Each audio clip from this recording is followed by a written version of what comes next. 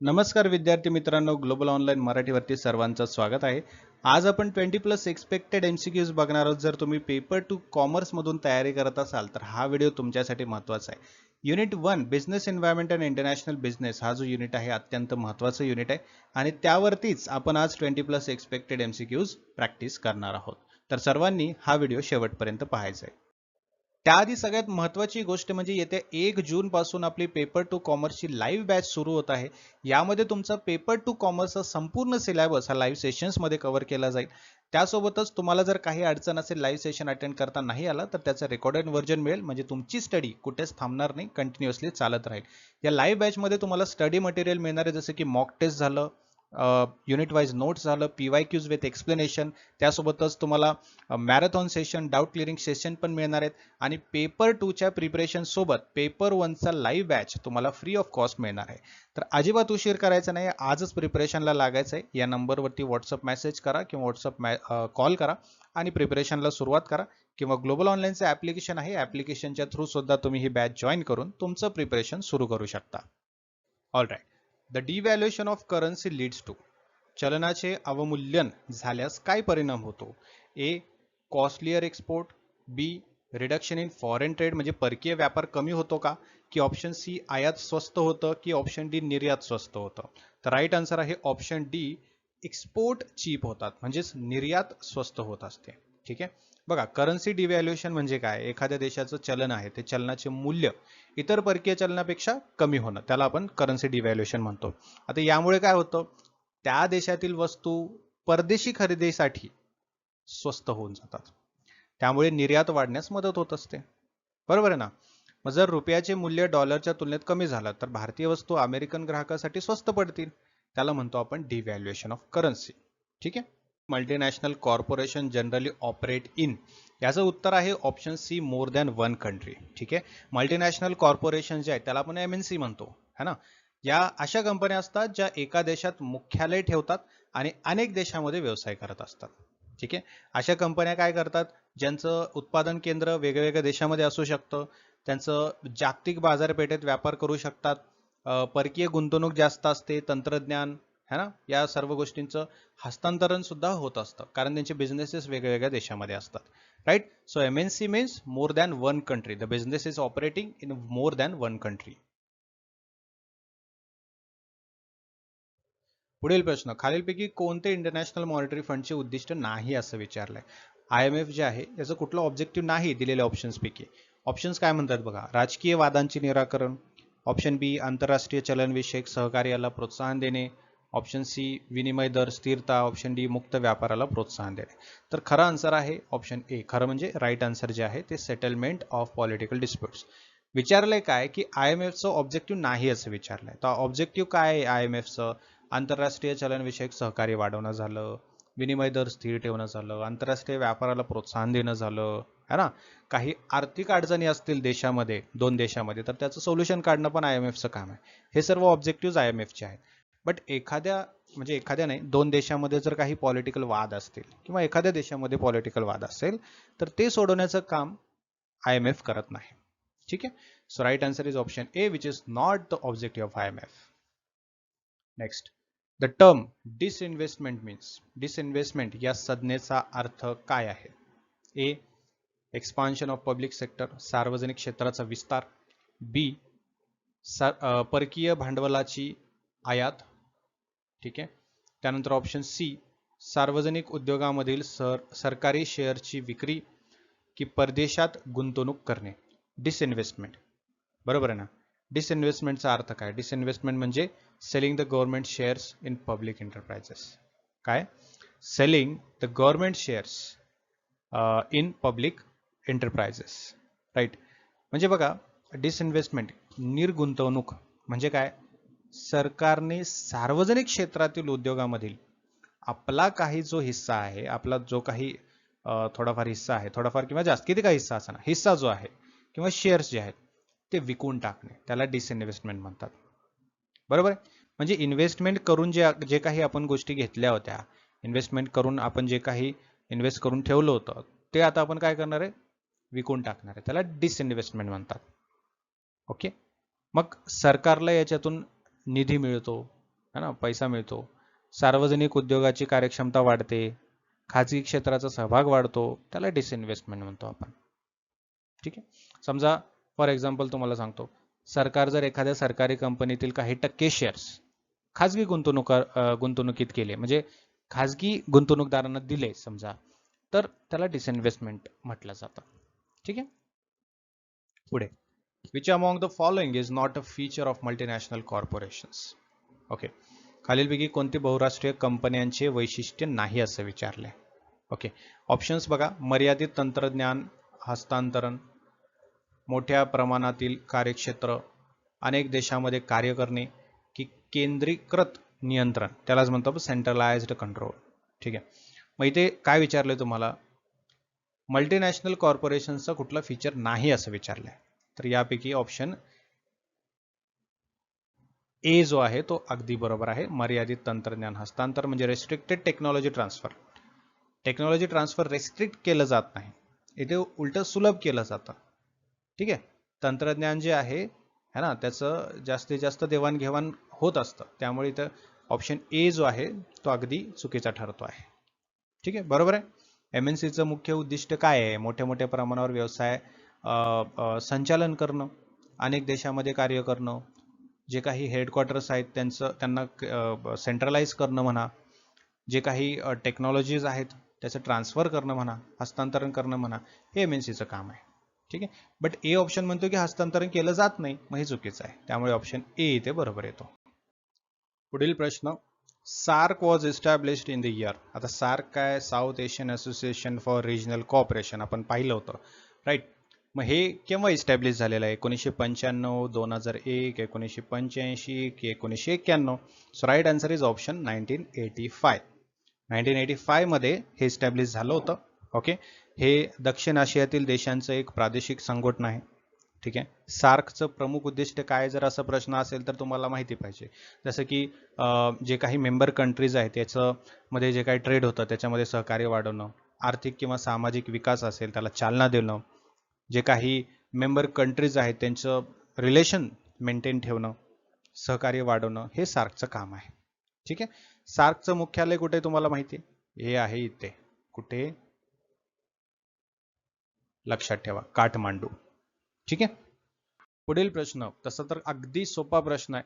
Which of the following is not included in liberalisation, privatisation and globalisation LPG पॉलिसीमध्ये? ठीक आहे. Nationalisation, liberalisation, privatisation, globalisation. तर obviously nationalisation है ना. LPG म्हणजे काय? LPG म्हणजे लिबरलायझेशन, प्रायव्हेटायझेशन अँड ग्लोबलायझेशन. यापैकी व्यतिरिक्त किंवा या व्यतिरिक्त म्हटलं तर कुठलं आहे? नॅशनलायझेशन. ठीक आहे. आता नॅशनलायझेशन काय असतं की एखादा उद्योग असेल, एखादा व्यवसाय असेल, ते सरकारच्या मालकीच्या खाली आणणं, त्याला नॅशनलायझेशन म्हणतं.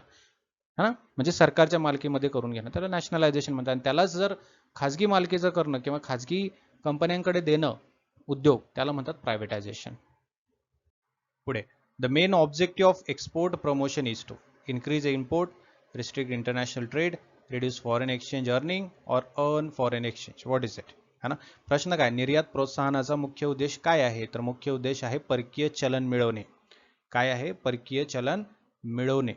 आता एक्सपोर्ट प्रमोशनचे मुख्य उद्देश लक्षात ठेवायचे, एक तर फॉरेन एक्सचेंज मिळवणे झालं, त्यासोबतच देशाचा व्यापार वाढवणं झालं, है ना, एम्प्लॉयमेंट वाढवणं झालं, आणि तुमची जी काही इकॉनॉमिकल कंडिशन आहे त्याला डेव्हलप करणं, हे मेन ऑब्जेक्टिव्ह आहे एक्सपोर्ट प्रमोशनचं. पुढील प्रश्न, dot dot dot is not a method of entering international business. Okay, खालीलपैकी कोणती आंतरराष्ट्रीय व्यवसायात प्रवेश करण्याची पद्धत नाही? ए, परवाना देणे म्हणजे लायसन्सिंग, बी, फ्रँचायझिंग, सी, निर्यात, की डी, राष्ट्रीयकरण? तर ऑप्शन डी एक्झॅक्टली बरोबर आहे. Nationalisation is a not a method of entering international business. अलग लक्षात. आंतरराष्ट्रीय व्यवसायात जर आपल्याला प्रवेश करायचा असेल है ना, तर त्यासाठी वेगवेगळ्या पद्धती आहेत, जसं की त्यापैकी एक आहे लायसन्सिंग, फ्रँचायझिंग, एक्सपोर्टिंग, ह्या गोष्टी आहेत. बट नॅशनलायझेशन म्हटलं, राष्ट्रीयकरण म्हटलं, तर याचा काय अर्थ आहे? म्हणजे खाजगी उद्योग सरकारच्या मालकीमध्ये घेणे, है ना. जे प्रायव्हेट गोष्टी आहेत त्याला सरकारच्या मालकीमध्ये घेणे, त्याला म्हणतात नॅशनलायझेशन, है ना. आता ही एक आंतरराष्ट्रीय व्यवसायात प्रवेश करण्याची पद्धत नाही. ओके, लायसन्सिंग, फ्रँचायझिंग, एक्सपोर्टिंग हे सर्व पद्धती आहेत इंटरनॅशनल बिझनेसमध्ये एंटर करण्यासाठी, है ना. बट नॅशनलायझेशन काय आहे? नॅशनलायझेशन म्हणजे प्रायव्हेटला गव्हर्नमेंट करून टाकणं, पब्लिक करून टाकणं. ठीक आहे. पुढील प्रश्न बघा, असे क्वेश्चन्स पण तुम्हाला एक्झाम मध्ये बघायला मिळतील. ओके, इंटरनॅशनल मॉनिटरी फंड जो आहे तो केव्हा एस्टॅब्लिश झाला होता, कोणत्या साली एस्टॅब्लिश झाला होता? 1944, 56, 65 की 91? तर राईट आन्सर आहे 1944, 1944. Okay, international monetary fund IMF याची स्थापना 1944 मध्ये झाली होती. ब्रिटन वुड्स कॉन्फरन्स जी आहे, ही कॉन्फरन्स जेव्हा झाली होती त्या कॉन्फरन्सच्या दरम्यान इंटरनॅशनल मॉनिटरी फंडची स्थापना करण्यात आली होती. याचा उद्देश काय? IMFचा उद्देश काय? याचे ऑब्जेक्टिव्ह काय? एकतर आंतरराष्ट्रीय आर्थिक व्यवहार सांभाळणं किंवा स्टेबल करणं, त्यासोबत जे काही मेंबर कंट्री आहेत त्यांना मॉनिटरी फंड देणं किंवा मॉनिटरी हेल्प करणं, पैशाची मदत करणं, राईट. त्यासोबतच जे जागतिक व्यापार आहे त्याला प्रोत्साहन देणं, या सर्व गोष्टी कोण करत असतं? IMF करत असतं. आणि सगळ्यात महत्वाची गोष्ट, याचं हेडक्वार्टर कुठे आहे? याचं हेडक्वार्टर आहे वॉशिंग्टन मध्ये, वॉशिंग्टन DC, हे लक्षात ठेवा, हेडक्वार्टर. ओके. तर विद्यार्थी मित्रांनो, याचा आन्सर काय आहे? तर याचा आन्सर आहे ऑप्शन बी, 1 जानेवारी 1995. वर्ल्ड ट्रेड ऑर्गनायझेशनचं अस्तित्व कधी किंवा अस्तित्वात कधी आली असं प्रश्न होता ना. 1 जानेवारी 1995 रोजी ही अस्तित्वात आली होती. ही जी संस्था आहे WTO, वर्ल्ड ट्रेड ऑर्गनायझेशन, ही संस्था जागतिक व्यापाराचे नियमन करत असते, प्रोत्साहन करत असते, त्यासाठीच ही स्थापन करण्यात आली होती. या अगोदर गॅट जे आहे, general agreement on tariff and trade, है ना, हे होतं, त्याच्यावरती WTO हे आलेलं आहे, म्हणजे त्याची जागा WTO ने घेतलेली आहे. ठीक आहे.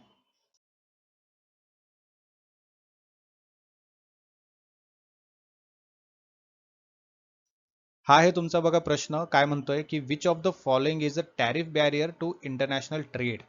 खालीलपैकी आंतरराष्ट्रीय व्यापारातील टॅरिफ अडथळा, टॅरिफ बॅरियर कोणता आहे असं विचारलेलं आहे. ओके, आता तुम्हाला टॅरिफ बॅरियर, इनटॅरिफ बॅरियर माहिती असतील तर तुम्हाला याचा आन्सर देता येईल, अदरवाईज मी सांगणारच आहे. इम्पोर्ट कोटा आहे, एक्सपोर्ट लायसन्सिंग आहे, कस्टम ड्युटी आहे की व्हॉलंटरी एक्सपोर्ट रिस्ट्रेन आहे? तर याचा राईट आन्सर आहे कस्टम ड्युटी. ओके, बघा टॅरिफ बॅरियर काय असतं? आपला जो काही आंतरराष्ट्रीय व्यापार असतो त्यावरती नियंत्रण ठेवण्यासाठी सरकारकडून जे काही कर लावला जातो, शुल्क लावला जातो, त्याला टॅरिफ बॅरियर आपण म्हणतो, है ना.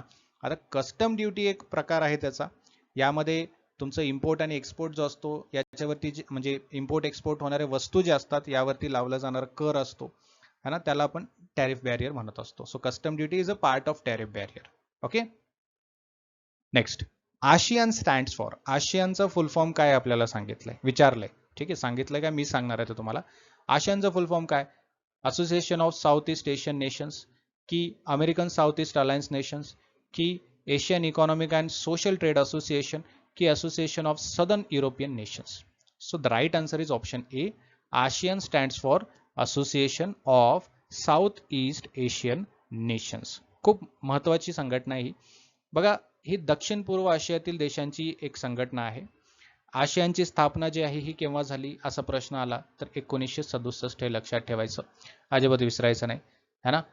आर्थिक सहाय्य देणं, त्यासोबतच जे काही प्रादेशिक शांतता म्हणा, स्थैर्य म्हणा, स्टेबिलिटी म्हणा, ते राखणं, ट्रेड असेल, डेव्हलपमेंट असेल, याला इम्प्रूव्ह करणं, हे आशियानचं काम आहे. थायलंड, मलेशिया, सिंगापूर, इंडोनेशिया हे प्रमुख सदस्य आहेत आशियानमधले, हे पण लक्षात ठेवायचं आहे. Okay, so ASEAN means Association of South East Asian Nations. Which international organisation mainly deals with globe trade rules? जागतिक व्यापार नियमांशी मुख्यतः कोणती आंतरराष्ट्रीय संस्था संबंधित आहे?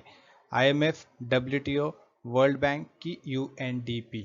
सो याचा राईट आन्सर काय आहे? तर याचा राईट आन्सर आहे WTO, वर्ल्ड ट्रेड ऑर्गनायझेशन, जे की आपण आत्ताच मगाशी पाहिलं होतं, है ना. WTOचं जे काम आहे, महत्त्वाचं काम आहे, मुख्य कार्य म्हणतो आपण त्याला, आंतरराष्ट्रीय व्यापार नियम तयार करणं, व्यापारातील अडथळे निर्माण झाले असतील तर ते कमी करणं. ठीक आहे, सदस्य देश आहेत, मेंबर कंट्रीज आहेत, त्यांच्या व्यापारातले वाद असतील, कॉन्फ्लिक्ट्स असतील तर ते कमी करणं, सोडवणं, मुख्य व्यापार जो आहे याला प्रोत्साहन देणं, हे WTOचं काम आहे, वर्ल्ड ट्रेड ऑर्गनायझेशनचं काम आहे.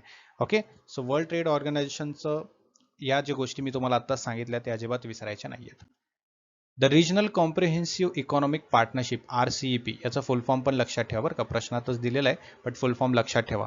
रिजनल कॉम्प्रिहेन्शन इकॉनॉमिक पार्टनरशिप मुख्यतः कशाशी संबंधित आहे? काय आहे RCEP? लष्करी सहकार्य आहे का? हवामान बदल, प्रादेशिक व्यापार करार, अंतराळ तंत्रज्ञान, है ना? काय आहे हे? तर हे आहे तुमचं regional trade agreement. What is it? Regional trade agreement, regional comprehensive economic partnership, है ना? आशियामधलं हे खूप महत्त्वाचं एक ॲग्रीमेंट आहे, है ना? आशिया पॅसिफिक प्रदेशामधले जे देश आहेत यांचा हा करार आहे, व्यापार करार आहे. याचा उद्देश काय? तर सदस्य देश आहेत याच्यामध्ये व्यापार वाढवणं, आयात निर्यात यामध्ये अडथळा येत असेल तर तो कमी करणं, इकॉनॉमिकल सपोर्ट देणं, हे या ॲग्रीमेंटमुळे पॉसिबल होत असतं, है ना? याच्यामध्ये जे मेंबर कंट्रीज आहेत त्यांच्यासाठी हे पॉसिबल आहे. Anti dumping duty is impose to. कोणावरती अँटी डम्पिंग ड्युटी लावली जाते, है ना? ए. स्वस्त आयातीतील प्रोत्साहन देण्यासाठी. बी. अन्यायकारक व्यापार पद्धतीवर नियंत्रण ठेवण्यासाठी. सी. देशांतर्गत निर्यात वाढवण्यासाठी. की डी. परकीय गुंतवणुकीला प्रोत्साहन देण्यासाठी, है ना? काय असू शकतं अँटी डम्पिंग? अँटी डम्पिंगवर पण प्रश्न आपण पाहिला होता ना. तर anti dumping duty is impose to restrict unfair trade practices. समजलं का? हे काय करतं अँटी डम्पिंग ड्युटी? आयात वस्तू ज्या असतात, आयात वस्तूवरती लावली जाणारी एक कर पद्धत आहे, कर आकारणी आहे. ठीक आहे. जेव्हा एखादा देश आपल्या वस्तू प्रादेशिक किंवा परदेशी बाजारात कमी किमतीला विकत असतो त्याला आपण डम्पिंग म्हणतो, है ना? मग तेव्हा स्थानिक उद्योग जे आहेत त्यांना नुकसान होऊ शकतं. मग अशा हे आता अन्यायकारक झालं, बरोबर आहे ना? मग अशा अन्यायकारक व्यापाऱ्यांच्या पद्धतींना रोखण्यासाठी त्याला अँटी डम्पिंग ड्युटी म्हणतो आपण. अँटी डम्पिंग ड्युटी लावली जाते. आता डम्पिंग काय? डम्पिंग म्हणजे इंटरनॅशनल ट्रेडमध्ये आपण कमी किमतीत विकतोय. मग इथे काय होतं, लोकल ज्या गोष्टी आहेत त्यांना थोडंसं नुकसान होऊ शकतं ना. मग हे नुकसान होऊ नये, है ना, या डम्पिंगला अँटी डम्पिंग करायचं आहे म्हणून अँटी डम्पिंग ड्युटी लावली जाते. हे लक्षात ठेवायचं आता. ओके. मग याच्यामुळे काय होतं, जे काही इंटरनॅशनल ट्रेड होत असतात, देशादेशामध्ये जे ट्रेड होतात त्याचं सिक्युरिटी वाढते, है ना? आता इथे अन्याय होत आहे तर त्यामध्ये निष्पक्ष स्पर्धा होत असते जर अँटी डम्पिंग ड्युटी लावली तर, बरोबर आहे ना? ते टिकून राहतं. Okay. Next, which of the following is not a form of regional economic integration? A. Free trade area. B. Customs union. C. Economic union. की डी. Industrial licensing. काय प्रश्न आहे बघा अगोदर, खालीलपैकी कोणता प्रादेशिक आर्थिक एकीकरणाचा प्रकार नाही, म्हणजे रिजनल इकॉनॉमिक इंटिग्रेशनचा प्रकार नाही असं विचारलंय. ठीक आहे. यामध्ये ऑप्शन्स तुमच्या समोर आहेत, त्यापैकी कुठला राईट आन्सर आहे? तर ऑप्शन डी, इंडस्ट्रियल लायसन्सिंग, हे करेक्ट आन्सर आहे. ओके. रिजनल इकॉनॉमिक इंटिग्रेशनचा अर्थ काय हे अगोदर समजून घ्या. आता समजा की वेगवेगळे देश आहेत, विविध देशांनी आर्थिक सहकार्य वाढवायचं असेल तर ते वाढवण्यासाठी जे काही एकत्रीकरण करत असतो त्या प्रक्रियेला रिजनल इकॉनॉमिक इंटिग्रेशन म्हणत असतो. ठीक आहे. मग त्यामध्ये काय काय असू शकतं? फ्री ट्रेड एरिया आहे, कस्टम युनियन आहे, इकॉनॉमिक युनियन आहे, या सर्व गोष्टी याच्यामध्ये येतात, है ना? बट इंडस्ट्रियल लायसन्सिंग म्हटलं, औद्योगिक परवाना हा उद्योग सुरू करण्यासाठी सरकारकडून घेतला जाणारा परवाना असतो. तो प्रादेशिक तुमचा म्हणजे तुमचा रिजनल इकॉनॉमिक इंटिग्रेशन नाही आहे. ओके. हा उद्योग सुरू करण्यासाठी जे आपल्याला सरकारकडून परवाना मिळत असतो त्याला आपण इंडस्ट्रियल लायसन्सिंग म्हणतो, म्हणजे इंडस्ट्रीसाठी लायसन्स मिळालं आपल्याला. हे इकॉनॉमिक इंटिग्रेशन नाही, म्हणजे रिजनल इकॉनॉमिक इंटिग्रेशन मध्ये येत नाही. ठीक आहे. पुढील प्रश्न, BRICS include which of the following countries? BRICS एक संघटना आहे. ब्रिक्स मध्ये कुठले कुठले कंट्रीज येतात? आता ऑप्शन्स मध्ये दिलेले आहेत वेगवेगळे, जसे की Brazil, Russia, China, India, China and South Africa, की Britain, Russia, India, China and Singapore, की Brazil, Romania, India, China and Spain, की Belgium, Russia, Indonesia, China and Sri Lanka. So BRICS is Brazil, है ना? बघा, ब्रिक्स म्हणजे काय? Brazil, Russia, India, China and South Africa. This is BRICS. ठीक आहे. BRICS नावानेच हे झालेलं आहे, म्हणजे या देशांच्या नावानेच हे ब्रिक्स तयार झालेलं आहे. अलग लक्षात, Brazil, Russia, India, China and South Africa, है ना? सेम आहेत, यांचंही तेच काम आहे, आर्थिक सहाय्य वाढवणं, जागतिक जे काय म्हणजे ट्रेड जो होतो या मेंबर कंट्रीजमध्ये, हे आता ब्राझील, रशिया यांच्यामध्ये जो ट्रेड होतो तो सुरळीत होणं, है ना? जागतिक आर्थिक व्यवस्था जी आहे त्याला थोडंसं विकसनशील देशांना जास्त प्रभाव वाढवणं त्यांचं आहे, हे यांचं काम आहे. अलग लक्षात. सो हे महत्वाचं आहे, ब्रिक्स मध्ये कुठल्या कुठल्या कंट्रीज हे लक्षात ठेवा. The purpose of imposing import quota is to. आयात कोटा लावण्याचा उद्देश काय आहे? ए. आयात वाढवणे, बी. डम्पिंगला प्रोत्साहन देणे, सी. आयातीचे प्रमाण मर्यादित करणे, की डी. निर्यात कमी करणे. ओके, याचा राईट आन्सर काय असू शकतं? तर याचा राईट आन्सर आहे option C, restrict quantity of imports. Okay, import quota म्हणजे सरकारकडून एखाद्या वस्तूच्या आयातीवर प्रमाणात्मक मर्यादा घालणे. काय घालणे? मर्यादा घालणे म्हणजे लिमिटेशन्स लावणे. एखाद्या इम्पोर्ट गोष्टी असतील त्यावरती सरकार काय करतं? काही लिमिट्स लावत असतं. म्हणजे इतकंच तुम्ही काय करू शकता? इम्पोर्ट करू शकता. क्वांटिटी, तुमची जी क्वांटिटी आहे एवढीच क्वांटिटी तुम्ही इम्पोर्ट करू शकता. हे सरकारने लावलेला प्रबंध असतो, है ना.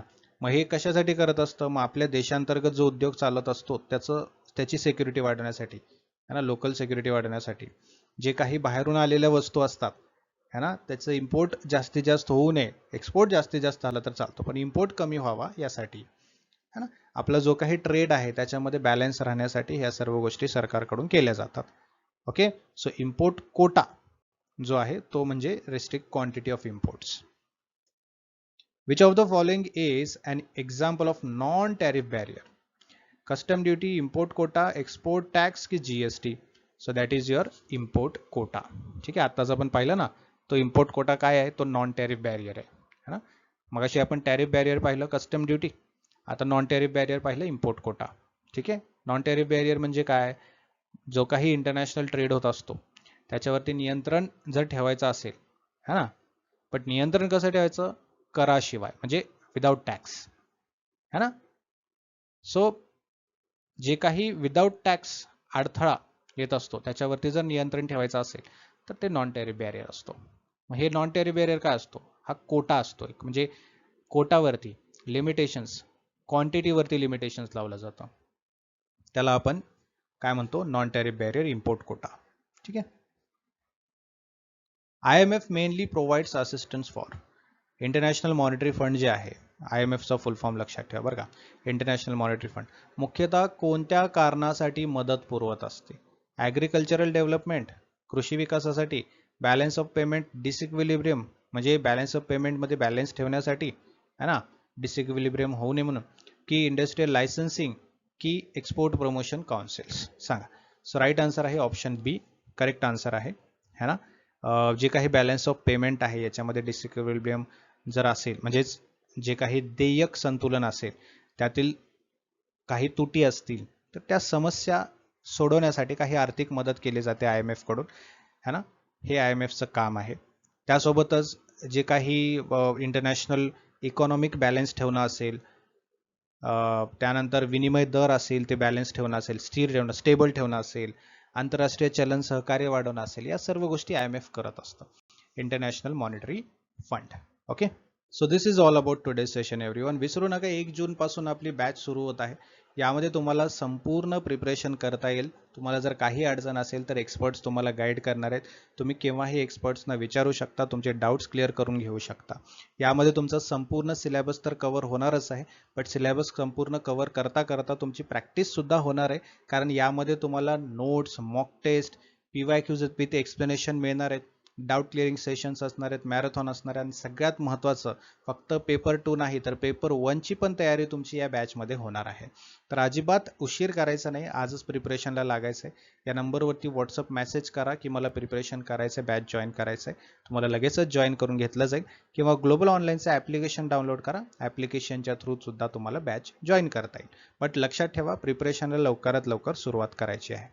बघा, ॲप्लिकेशनच्या थ्रू कसं जॉईन करायचं आहे? प्ले स्टोअरवरती जायचं, ग्लोबल ऑनलाईन ॲप्लिकेशन सर्च करायचं, हा ॲप्लिकेशन दिसेल तो इन्स्टॉल करून घ्यायचा आहे. ओपन केल्यानंतर तुम्हाला इथे खाली एक स्टोअर म्हणून ऑप्शन दिसेल, त्यावरती क्लिक करायचं आहे. स्टोअरमध्ये तुम्हाला एक सर्च बॉक्स दिसेल, सर्च बॉक्समध्ये तुम्ही Maharashtra set paper two commerce search केला की हा कोर्स तुम्हाला दिसेल, त्यावरती क्लिक करायचं आहे. बाय नाव वरती क्लिक करायचं आहे. तुमचा कोर्स तुमच्यासाठी अवेलेबल होऊन जाईल. त्यामध्ये तुम्हाला लाईव्ह सेशन्स दिसतील, जे रेकॉर्डेड सेशन आहे त्याचा पूर्ण कंटेंट दिसेल, स्टडी मटेरियल, सर्व गोष्टी तुम्हाला ॲप्लिकेशनमध्ये मिळून जातील. आणि या व्यतिरिक्त काहीही तुम्हाला प्रश्न विचारायचे असतील तर कमेंट बॉक्समध्ये विचारू शकता. त्याचं सोल्युशन मी तुम्हाला नेक्स्ट सेशनमध्ये देईन. Thank you so much. Have a great day. See you in the next session.